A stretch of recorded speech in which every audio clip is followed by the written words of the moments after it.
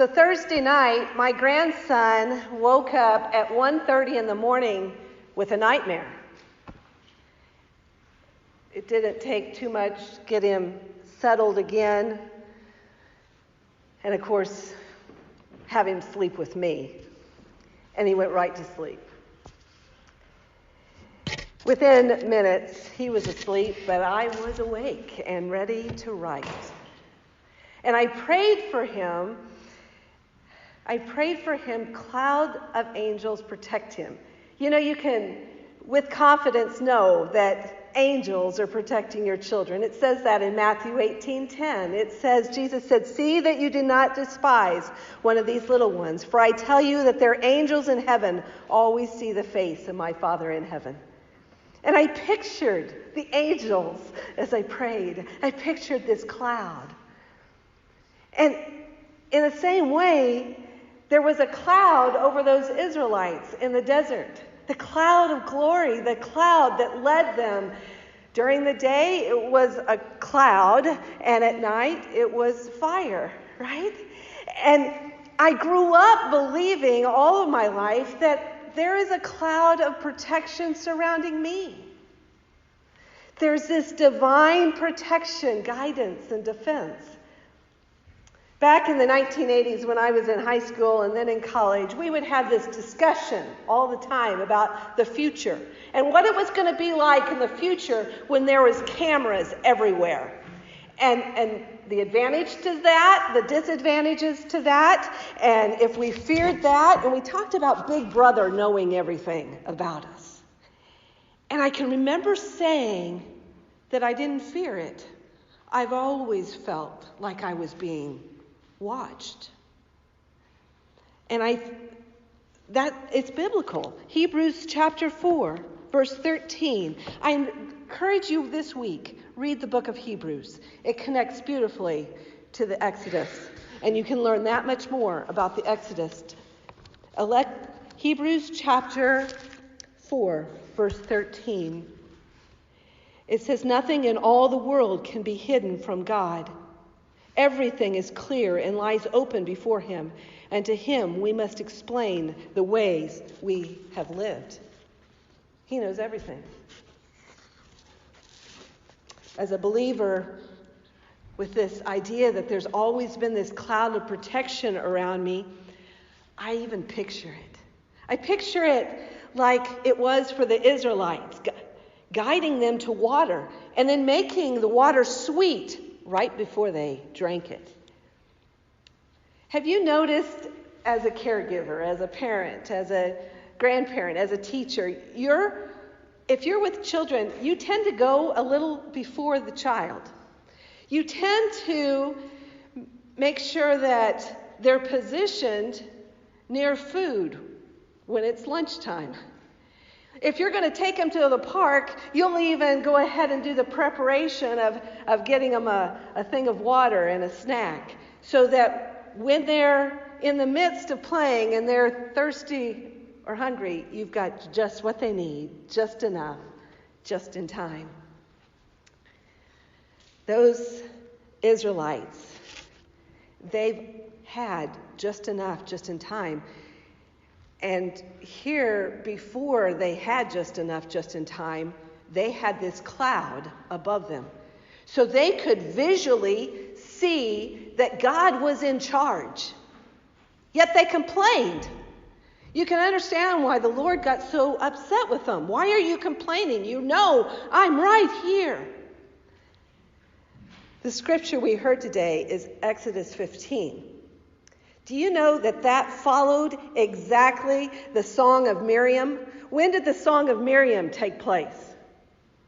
Hadn't they just crossed the Red Sea? And then Miriam does this beautiful song. That's the first part of chapter 15 of Exodus. And then what we just read, they immediately were ready to complain. And as I point my finger at those Israelites, there's 3 fingers pointing back to me.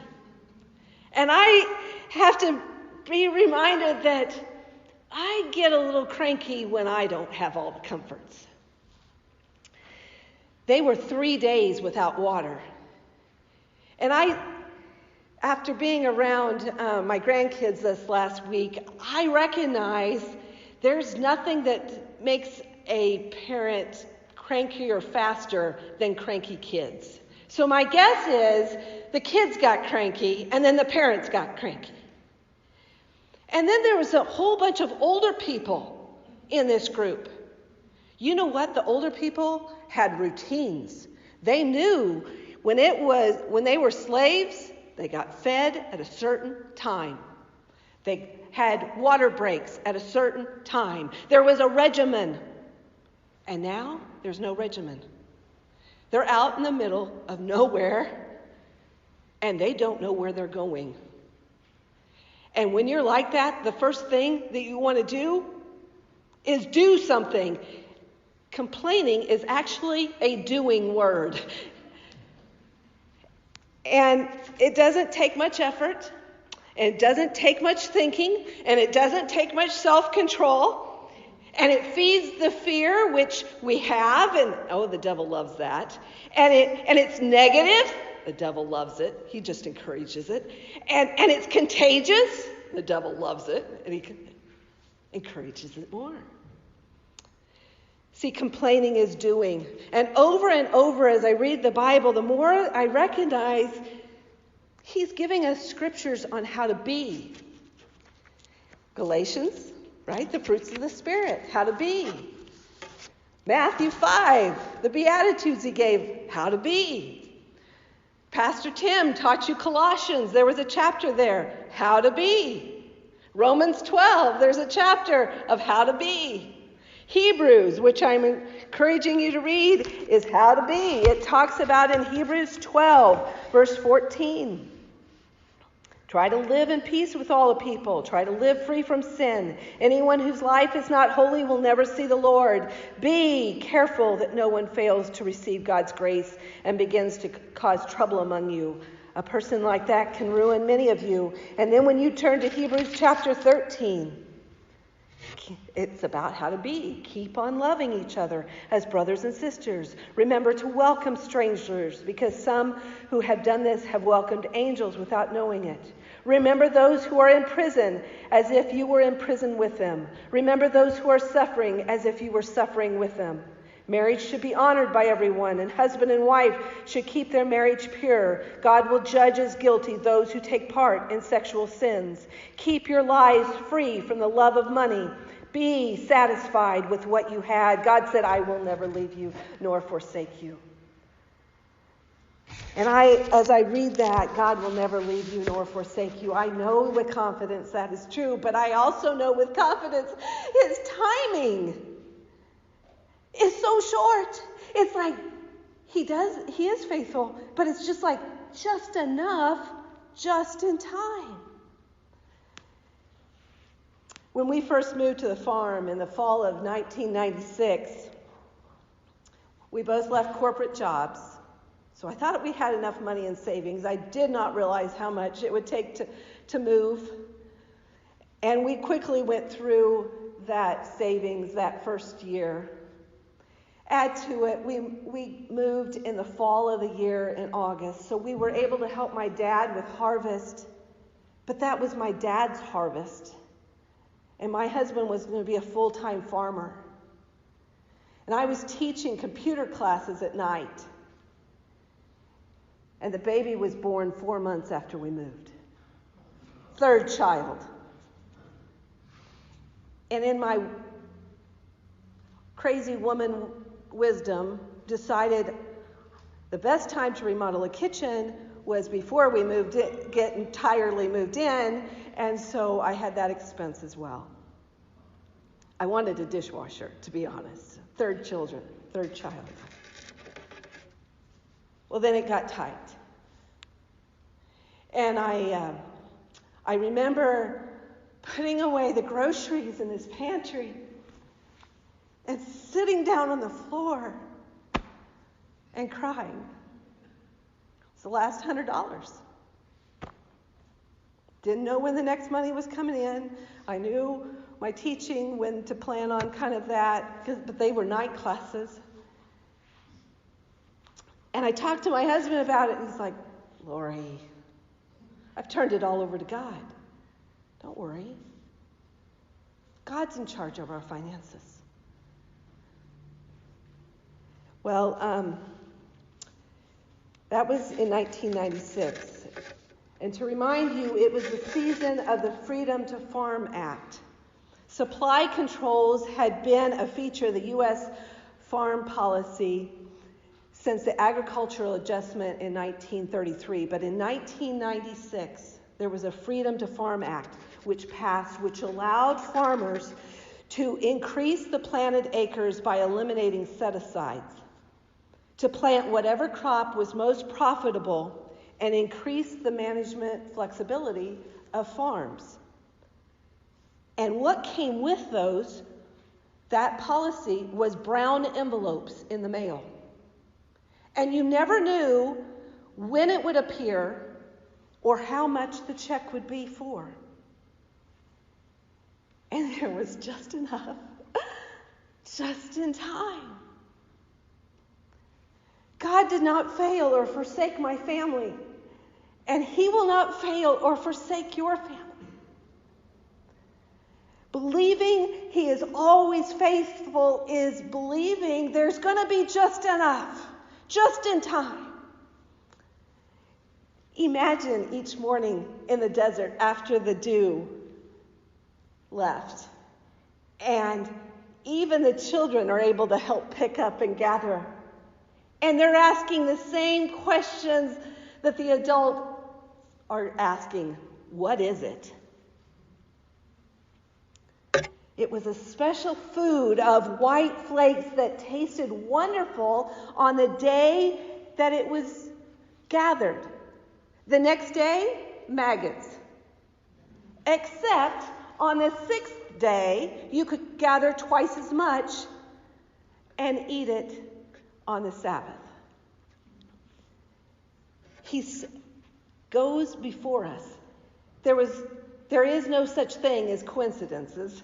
He goes before you. He gives you just enough, just in time. And think about all the situations that you, in retrospect, now can look back and see how He smoothed out different things. He's kept you from a car wreck.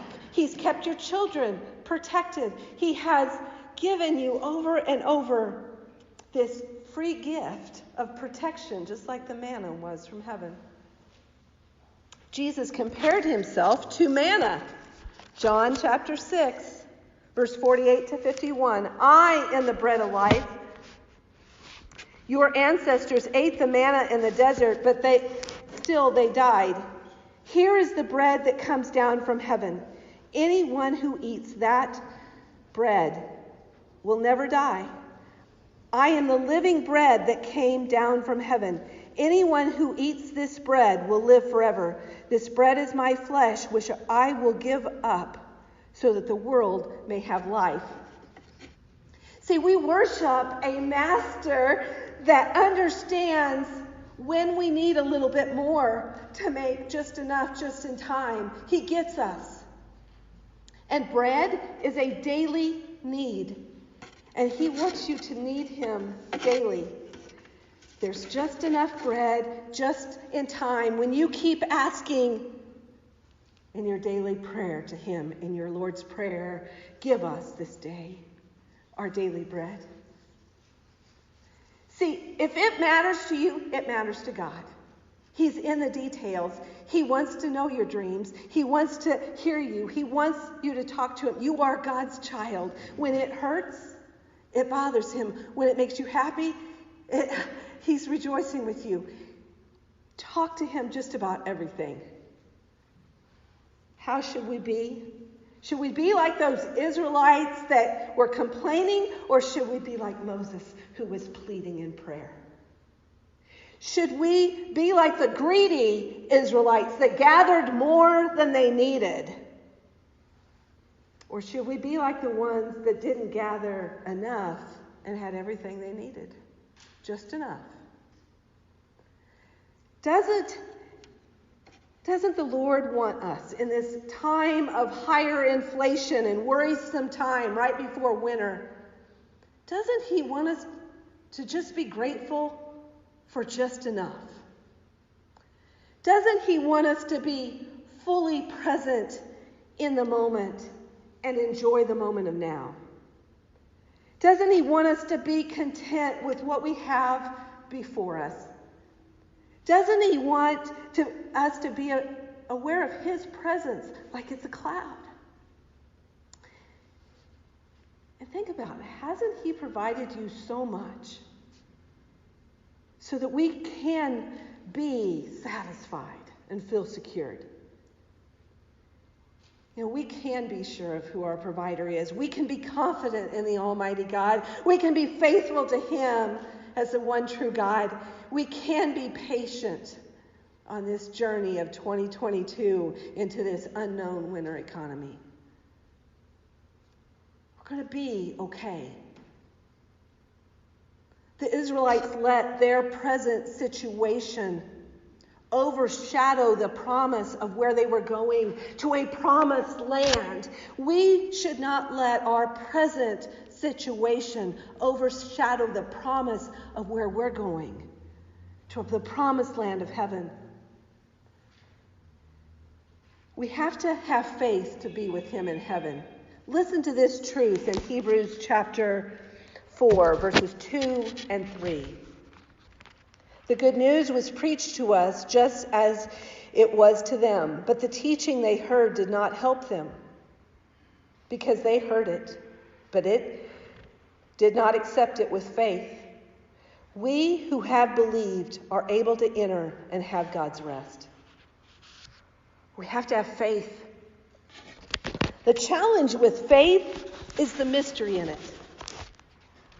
You want to know the definition of faith, you know where to turn, right? Hebrews chapter 11, verse 1. And Hebrews chapter 11, verse 1, it says, faith means being sure of the things we hope for and knowing that something is real, even if we do not see it. Many of you may know it as how you have memorized it. Faith is the confidence in what we hope for and the assurance about what we do not see. But we like what we can see and feel. As I sat up to write this sermon on Thursday night, Friday morning, early in the morning, there comes that little foot of that 4-year-old to touch me. See, that's how we're wired, like the little 4-year-old. We want to see. We want to touch. And that's why we come together every week and be reminded of all of the truths, because we have an invisible God and we need to be reminded of how to be when we can't see and touch. Just enough, just in time. I missed a car that crossed in front of me at an intersection a week ago Friday. Just enough, just in time. Our harvest got done on Thursday night before the rain.